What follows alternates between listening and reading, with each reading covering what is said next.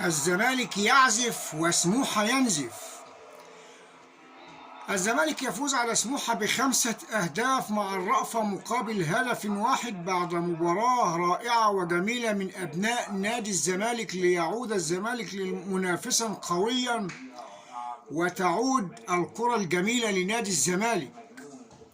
بصراحة وبكل صراحة عزف الزمالك سيمفونية رائعة أمتع بها جماهير الكرة المصرية على كامل انتماءاتها، وقدم عرضا رائعا وجميلا.